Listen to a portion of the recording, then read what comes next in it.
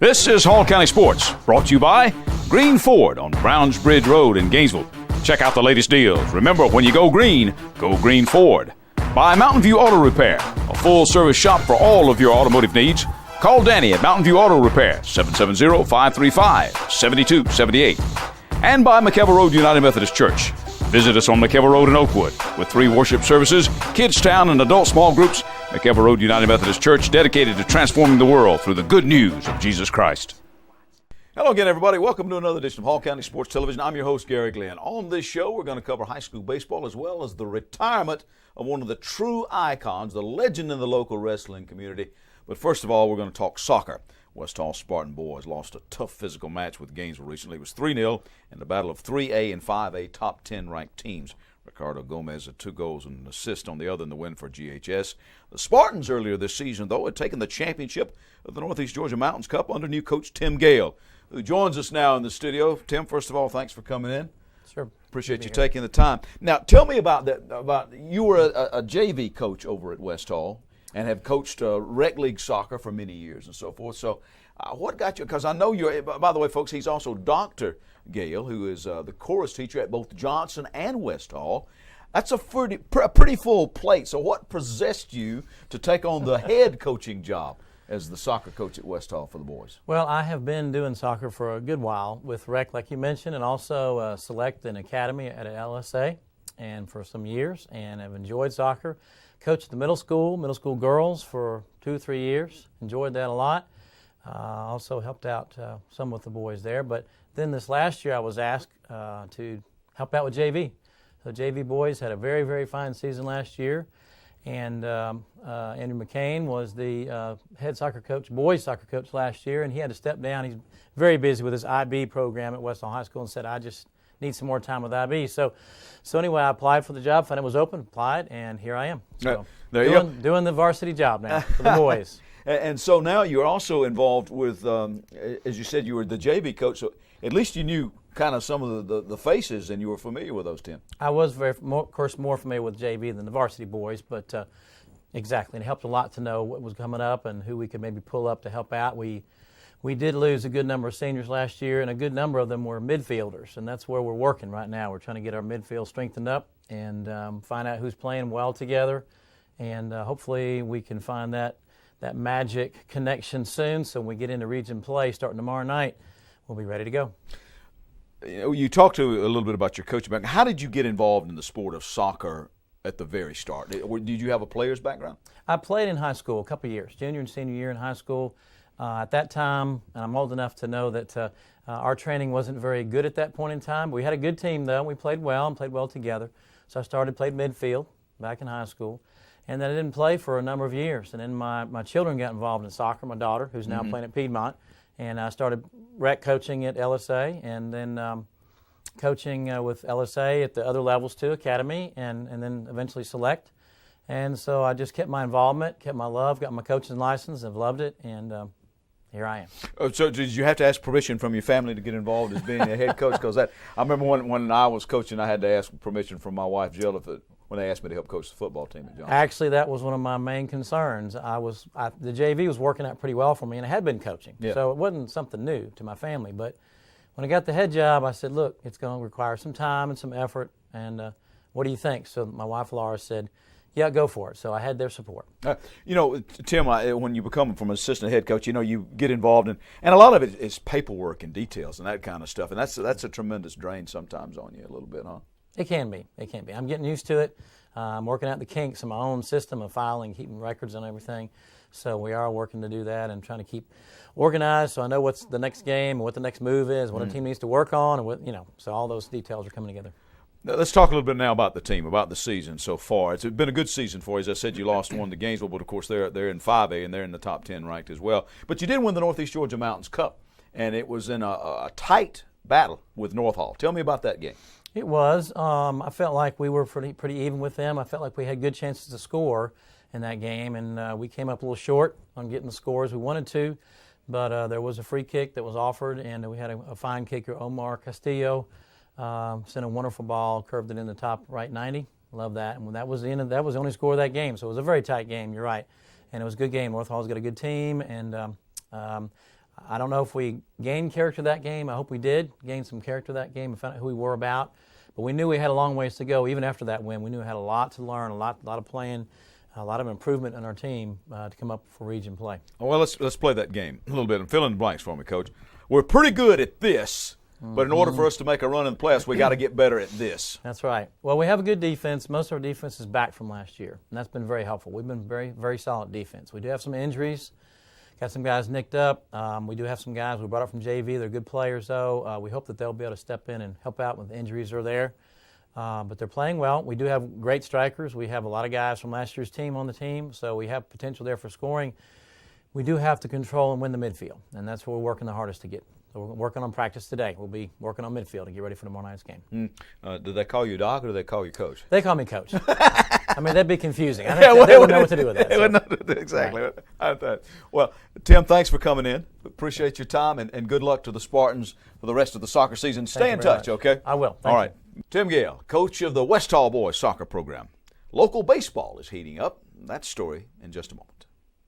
We're back on the set of Hall County Sports Television. I'm Gary Glenn with Rob Bruce, the pastor of McKelvey Road United Methodist Church here in Oakwood. And Rob, here at the church, got some things going on for the season of Lent.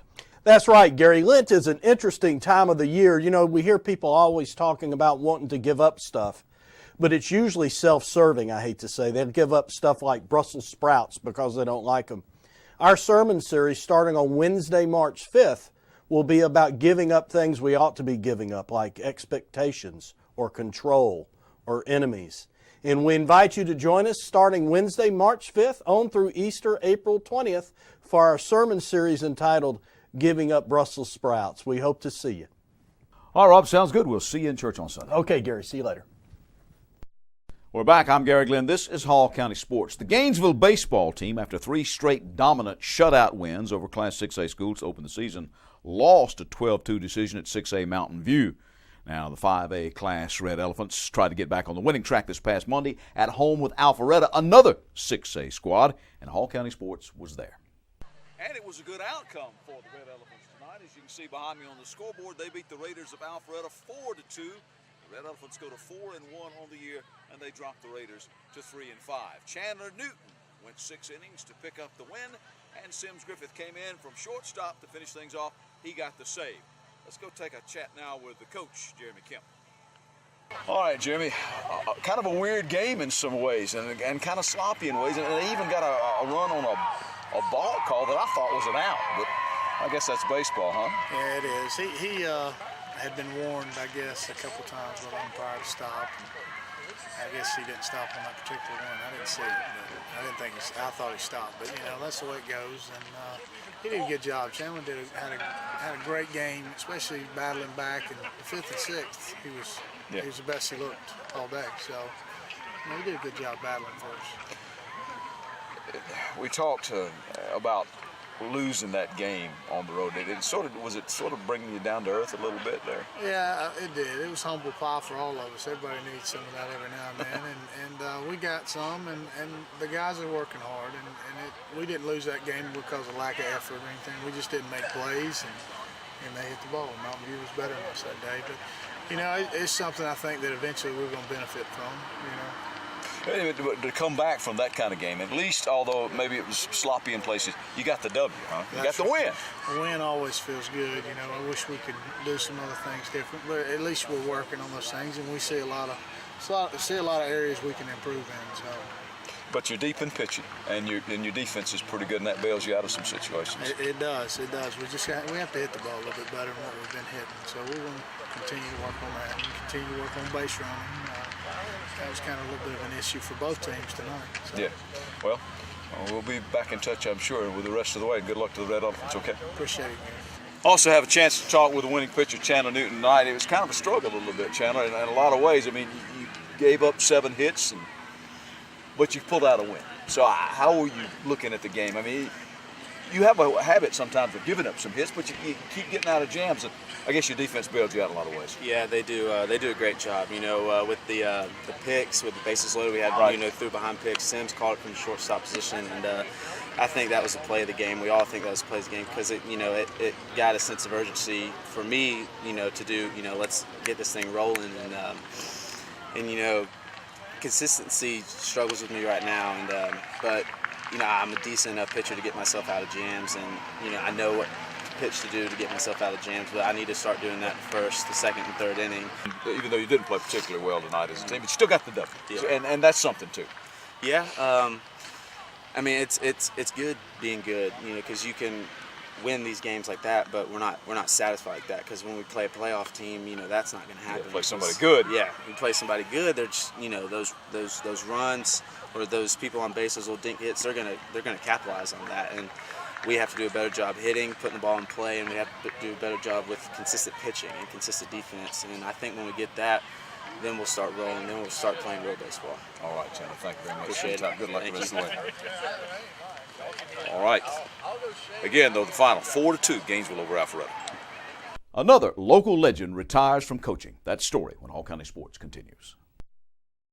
There are moments in life that you wish would last forever. Dreams that really do come true. Treasures worth protecting. And a future to prepare for. Turner Wood & Smith is with you every step of the way. Established in the Gainesville area in 1905. Turner Wood & Smith has become Northeast Georgia's largest independent insurance agency by offering professional service at competitive prices. Turner Wood & Smith, insuring your future since 1905. Welcome back to the show, everybody. This is Hall County Sports, and I'm Gary Glenn. Well, the West Hall Wrestling team held its awards banquet this past Sunday at the school. State runner-up junior Elliott Rayford got the Most Outstanding Wrestler award, and he'll have one more shot at winning that state championship because, as I said, he's a junior. Senior Israel Salas picked up the Coaches Award, the Senior Academic Award, and the Team Captain's designation. And the occasion also marked the retirement of one of the true icons of wrestling here in Northeast Georgia, Paul White. Paul's Hall of Fame career included over 50 years in the sport as a wrestler or a coach, with coaching stops as either a head man or assistant here in Hall County at Gainesville, North Hall, Chestatee, and West Hall, as well as stints at South Forsyth and Decula.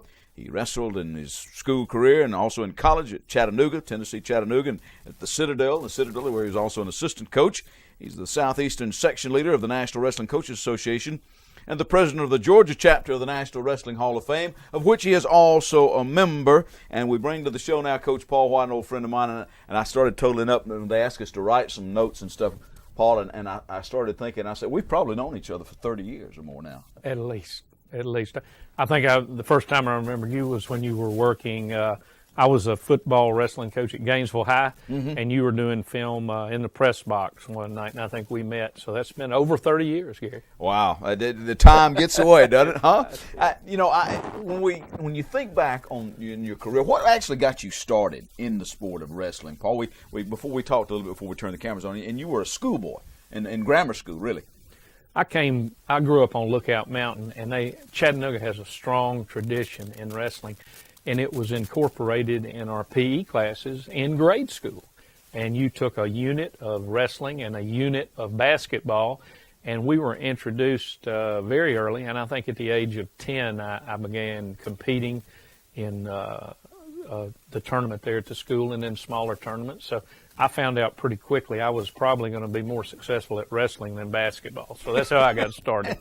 And what kept you in the sport? I mean, how did you develop a love for the sport? And I know you have a strong love and a strong passion for the sport. Well, you depend on yourself and nobody else. And I was successful at an early age. I think anytime you're successful at something, you're kind of going to stick with it. So I was successful. And it just grew and grew, and I saw it as a way to go to college and get an education, and that worked out for me. And then as a career. And what was it like? Now you had your wrestling career interrupted. You were at Chattanooga, and then went in the Navy, and then came out and went back to the Citadel. So how did you sandwich all that together? Well, I wrestled while I was in the Navy a little bit. In between deployments overseas, I was a member of the East Coast freestyle team. So I thought maybe I was going to get out of wrestling, but I just couldn't do it, and I competed, and when I got out of the service, I still had a hunger to wrestle. I wanted to get an education, and I felt like if I was going to be a coach, I needed to be involved with it, so that's how it went. How would you describe the difference in high school and collegiate wrestling? Is it just a matter of speed, quickness, talent, all of the above? Well, it's more like a job in college. It's fun in high school, but in college, you know that you have to perform, because if you don't, they'll find somebody else in that weight class. They'll recruit somebody else. So it's a little bit tougher. Everybody you wrestle is a good wrestler. You don't really have any weak people that you wrestle. So it's very competitive, and you know, it's tough. College wrestling's got to be one of the toughest sports around. Mm-hmm.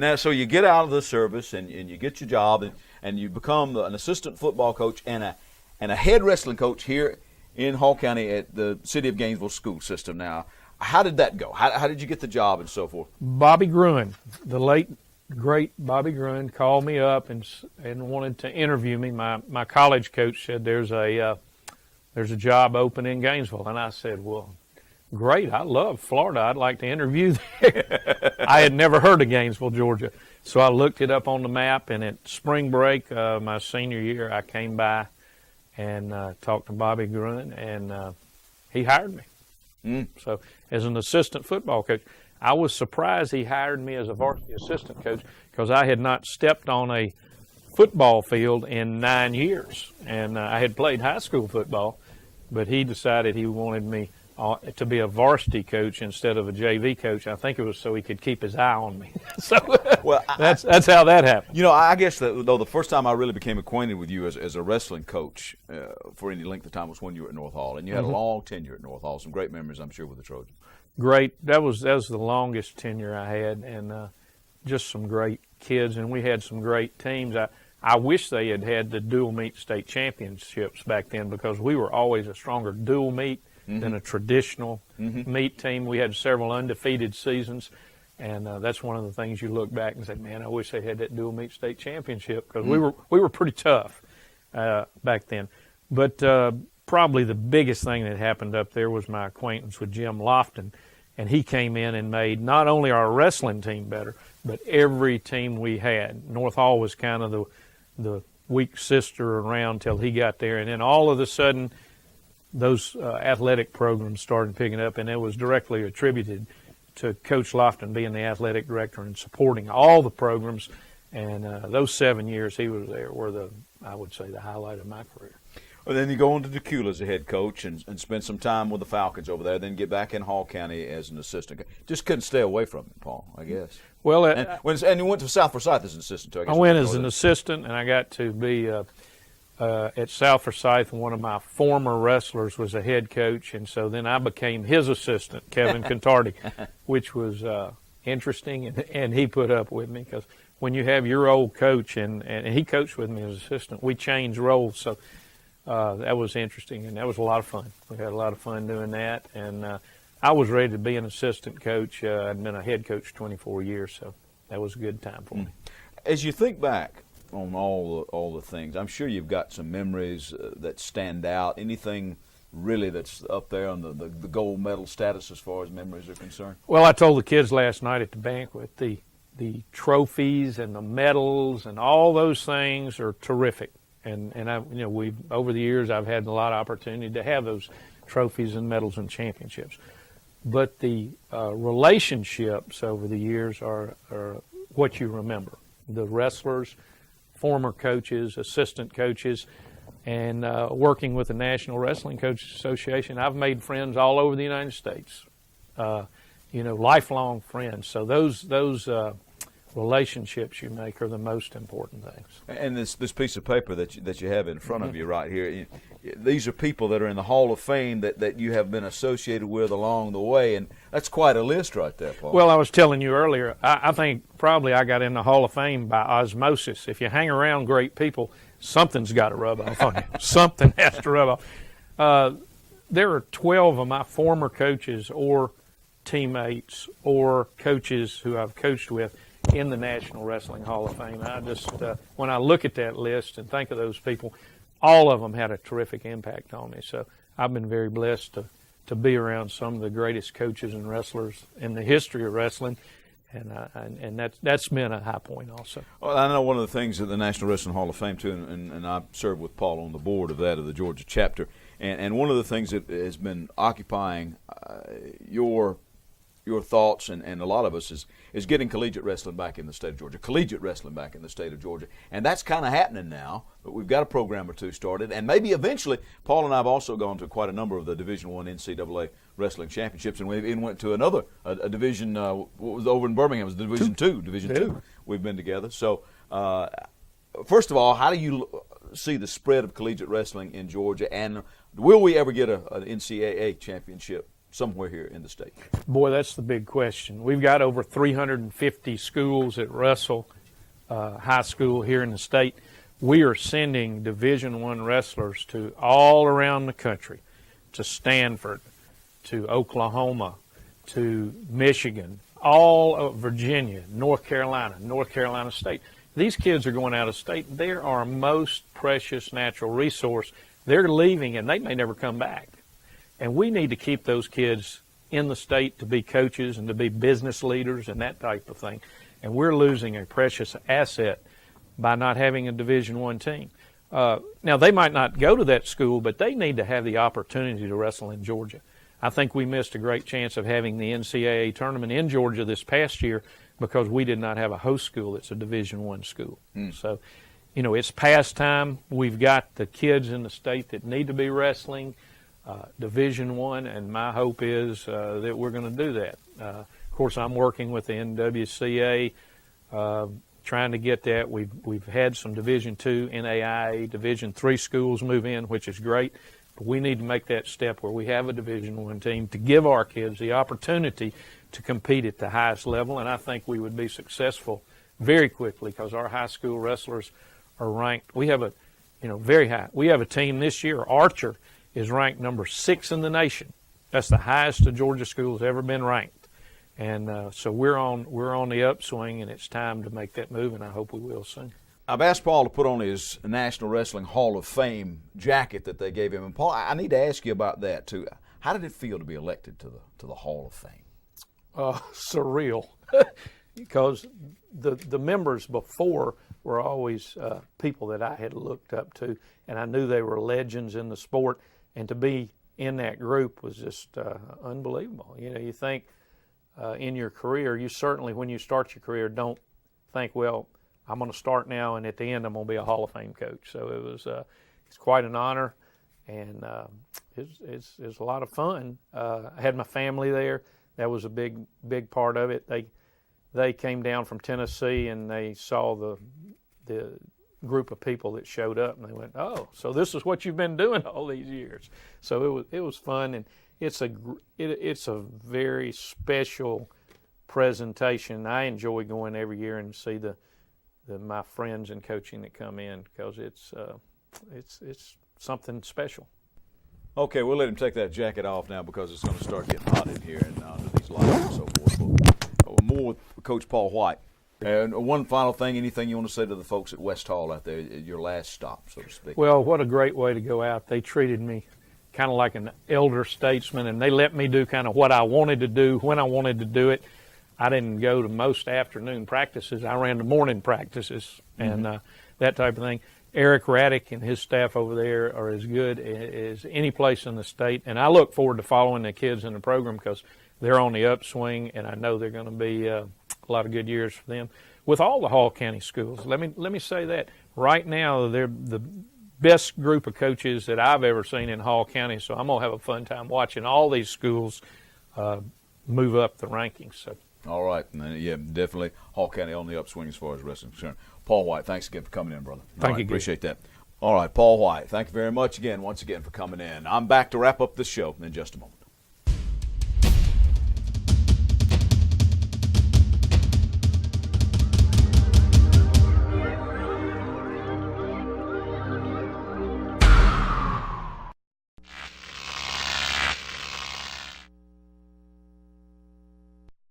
We're back to wrap things up. I'm Gary Glenn, Hall County Sports. Now, another thing Coach Paul White says that he'll always remember and treasure is getting to coach his son when his son PJ was wrestling for him at Chesterton, and he was an assistant coach there. Great guy. Wish him well. Brunel University is upgrading its athletic facilities in a big way. Published report in the Gainesville Times says that they're getting a 16.8-acre donation from Pacolet Milliken Enterprises, Inc. out of South Carolina. The land is going to be by Jesse Jewell Parkway at US 129 and Georgia 369, next to the Milliken and Company Mill. Now, the Brenau Athletic Park development, it will include new soccer and softball fields, as well as track and field facilities, and a community track for walking and jogging, expected to cost just under $4.5 million. Now, speaking of Brenau Swimming wrapped up their strong performance at the NAIA National Swimming and Diving Championships in Oklahoma City this past weekend with an overall fourth-place team finish, the highest in school history. During their championships, team members earned individual and team national titles, numerous All-American honors, and rewrote the record books as the team earned its place among the nation's best. The Golden Tigers earned the place with 344 points, beating out Concordia, California University by a mere 3 points.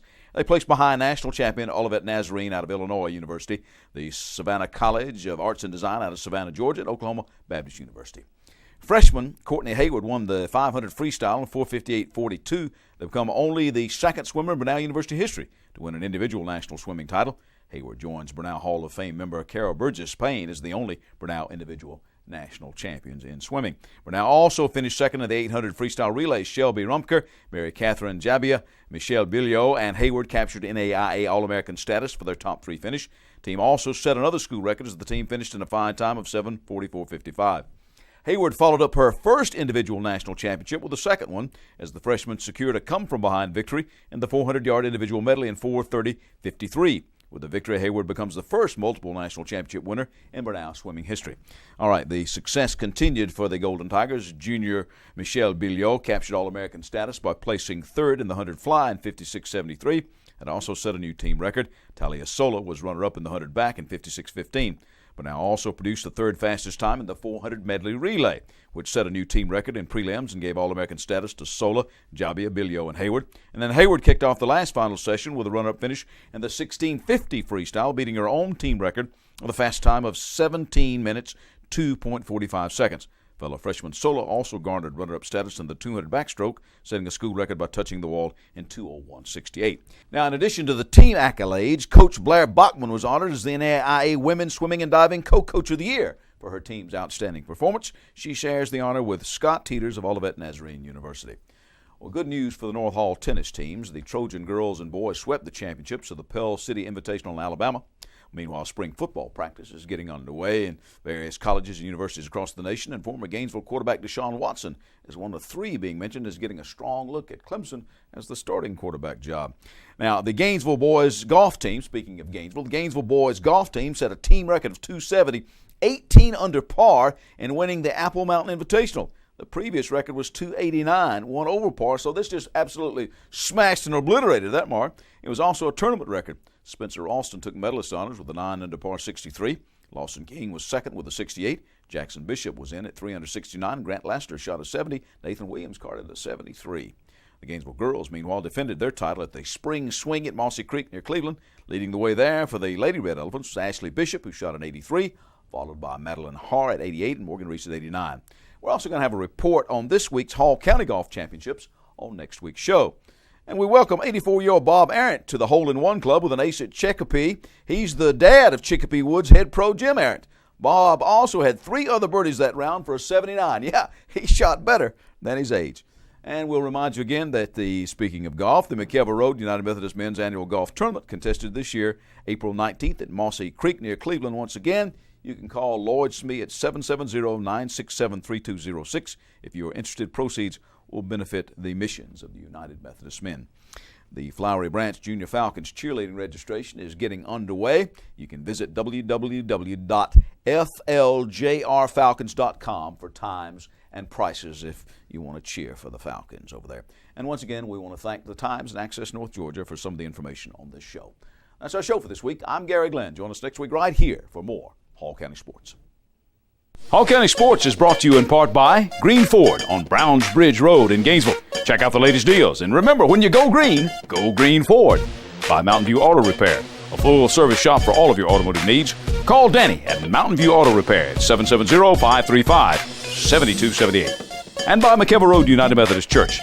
Visit us on McKelvey Road in Oakwood with 3 worship services every Sunday morning, Kids Town and adult small groups. McKelvey Road United Methodist Church is dedicated to transforming the world through the good news of Jesus Christ.